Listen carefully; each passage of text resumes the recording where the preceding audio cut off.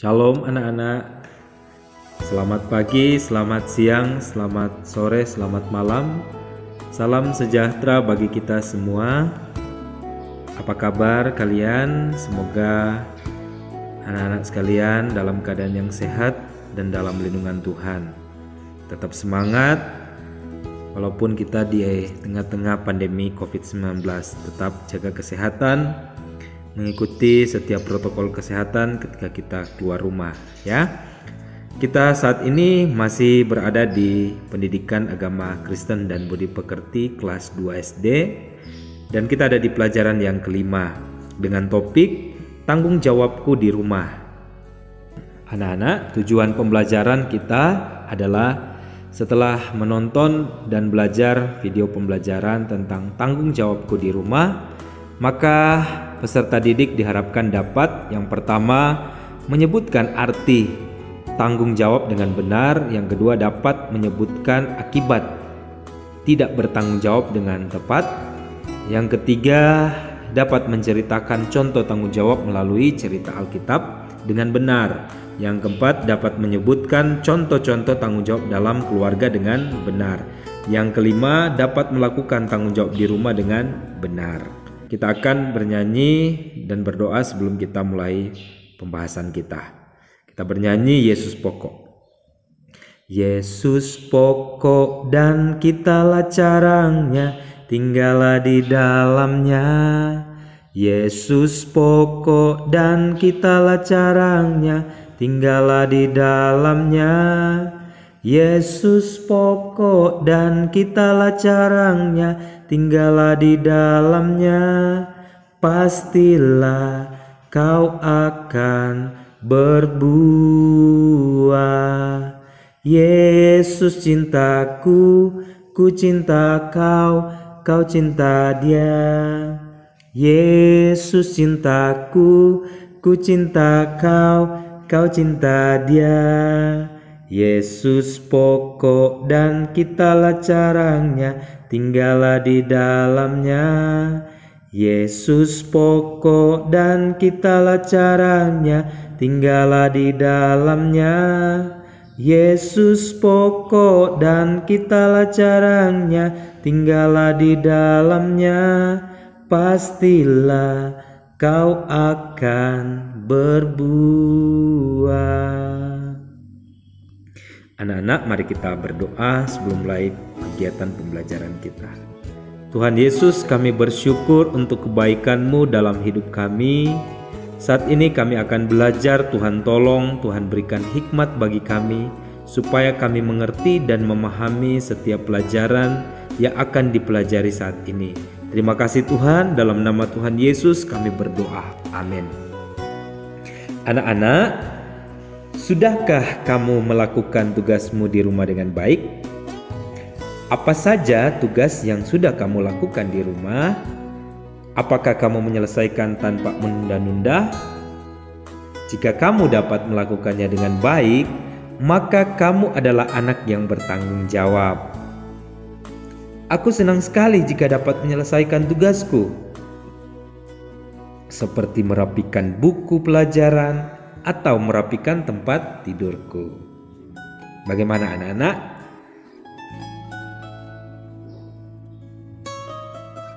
Nah, anak-anak, di sini kita akan belajar tentang tanggung jawab. Kita sebagai anak di rumah, tanggung jawab kita apa? Ya, kalau pengertian tanggung jawab dalam Kamus Besar Bahasa Indonesia adalah keadaan wajib menanggung segala sesuatunya. Ini kalau bahasa paling sederhananya adalah kewajiban kita di rumah. Nah, itu tanggung jawab. Ya, harus kita lakukan di rumah sebagai anak apa?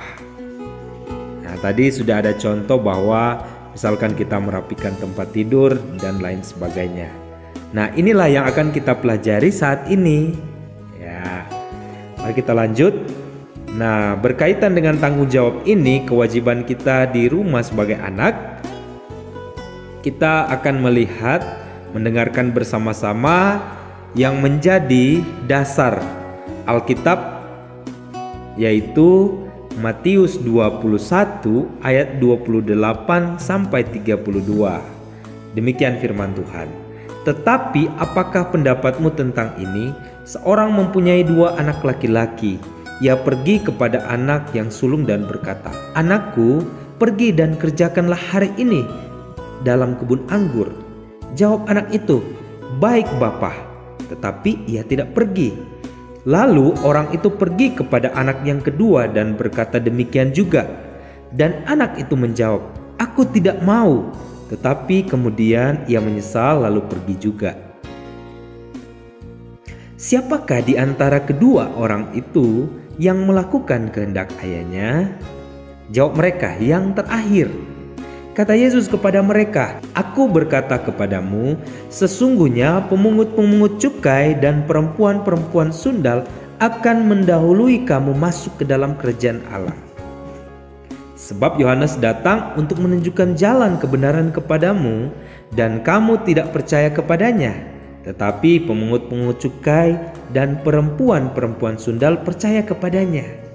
Dan meskipun kamu melihatnya, tetapi kemudian kamu tidak menyesal dan kamu tidak juga percaya kepadanya." Nah, anak-anak, perumpamaan tentang 2 orang anak ini hanya terdapat dalam Injil Matius. Ayat ini mengajarkan bahwa orang yang menolak untuk melakukan apa yang harus dilakukan oleh dirinya, tetapi kemudian berubah pikiran dan melakukan tugas itu dengan baik, dibandingkan dengan orang yang berjanji untuk melakukan tugas itu tetapi tidak pernah menepatinya. Jadi lebih bagus katanya orang yang tidak mengaku tetapi akhirnya melakukan pekerjaan itu, daripada orang yang mengaku tetapi tidak melakukannya. Ini berarti dia tidak bertanggung jawab. Tetapi yang tidak mau melakukan akhirnya melakukan, itu berarti bertanggung jawab. Ya. Selanjutnya, dikisahkan dalam perumpamaan ini bahwa ada seorang ayah yang memiliki kebun anggur yang merupakan salah satu sumber pendapatan bagi keluarga. Karena itu, kebun anggur itu dikerjakan oleh semua anggota keluarga. Ayah tersebut pergi kepada anaknya yang kedua dan menyuruhnya pergi bekerja di kebun anggur pada hari itu. Tidak menjadi masalah apakah waktu itu adalah permulaan musim semi di mana anggur-anggur harus dipangkas, atau musim panas di mana lalang-lalang harus dipotong, atau musim gugur di mana buah anggurnya harus dipanen. Tetapi yang penting adalah permintaan dan tanggapan atas permintaan tersebut. Jawaban anak kedua kepada ayah atas permintaan untuk melakukan tugas itu adalah, "Aku tidak mau." Tetapi anak kedua itu sadar kalau dia harus melakukan apa yang sudah menjadi tanggung jawabnya. Ya. Kemudian dia segera bergegas untuk pergi ke kebun anggur. Berbeda dengan apa yang dilakukan oleh anak yang sulung. Sang ayah meminta hal yang sama kepada anak sulung, supaya pergi bekerja di kebun anggur. Tetapi sulung dengan sopan menjawab ayahnya dengan benar dan mengatakan, "Baik, Bapa." Tetapi kemudian anak itu tidak pergi ke kebun anggur untuk bekerja.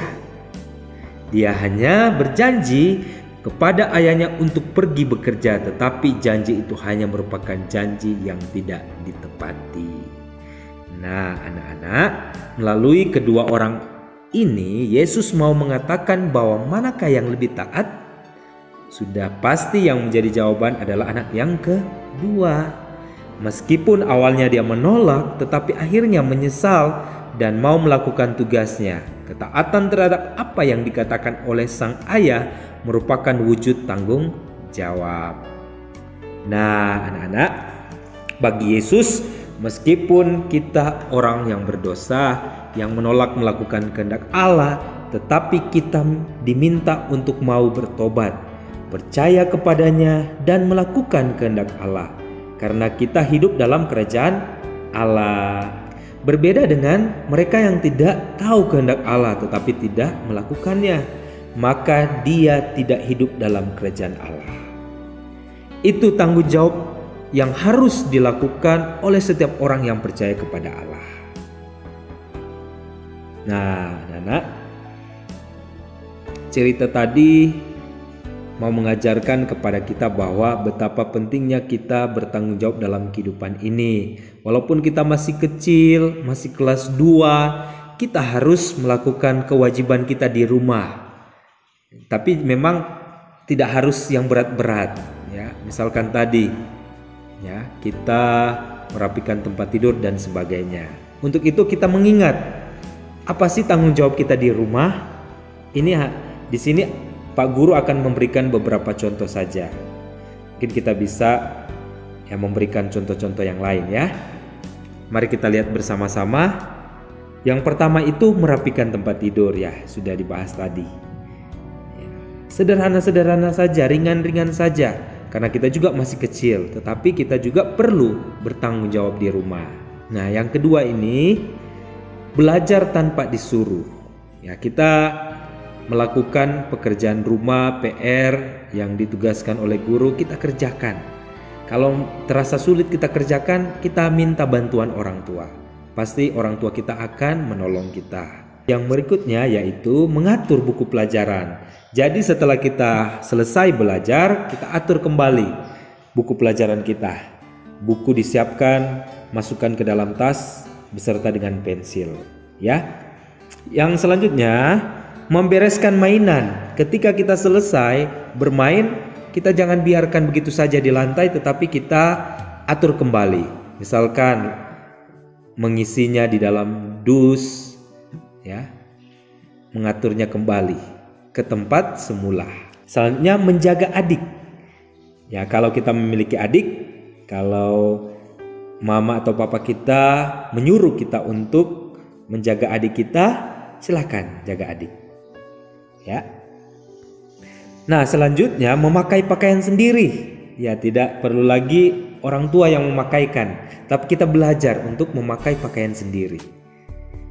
Selanjutnya, meletakkan seragam sepatu pada tempatnya. Nah, setelah kita pakai sepatu sendiri, pakai baju sendiri, pakai seragam sekolah sendiri, setelah kita pulang sekolah, kita letakkan seragam itu di mana tempatnya, sepatu itu di mana tempatnya. Jangan kita ketika pulang kita langsung buang. Kita letakkan sembarang seragam atau sepatu kita. Tapi harus kita letakkan pada tempatnya. Nah, ini beberapa saja yang Pak Guru bisa bagikan kepada anak-anak semua. Kiranya kita bisa melakukan ini. Atau ada yang lain ya silakan. Tanggung jawab kita. Nah, anak-anak, demikian untuk pembahasan kita kali ini, yaitu tanggung jawab kita di rumah. Kiranya kita tetap menjadi anak yang bertanggung jawab sesuai dengan firman Tuhan yang sudah kita dengarkan tadi. Kita melakukan apa yang menjadi tanggung jawab kita walaupun kita masih kecil. Minta pertolongan Tuhan memampukan kita untuk melakukan tanggung jawab itu dengan baik dan tepat. Nah, anak-anak, demikian pembahasan kita mengenai tanggung jawab di rumah ya. Dan kita akan menutup, kita bernyanyi dan berdoa. Kita bernyanyi Yesus pokok. Yesus pokok dan kitalah carangnya, tinggallah di dalamnya. Yesus pokok dan kitalah carangnya, tinggallah di dalamnya. Yesus pokok dan kitalah carangnya, tinggallah di dalamnya. Pastilah kau akan berbuah. Yesus cintaku, ku cinta kau, kau cinta Dia. Yesus cintaku, ku cinta kau, kau cinta Dia. Yesus pokok dan kitalah carangnya, tinggallah di dalamnya. Yesus pokok dan kitalah carangnya, tinggallah di dalamnya. Yesus pokok dan kitalah carangnya, tinggallah di dalamnya. Pastilah kau akan berbuah. Mari kita berdoa. Tuhan Yesus, ingatkan aku untuk selalu menjadi anak yang bertanggung jawab, melakukan semua tugasku di rumah. Tuhan Yesus, terima kasih juga karena Engkau sudah menolong dan menuntun kegiatan pembelajaran kami sehingga boleh selesai dengan baik. Di dalam nama Tuhan Yesus kami berdoa. Amin. Nah, anak-anak, sekian. Terima kasih untuk perhatiannya. Tuhan memberkati. Shalom.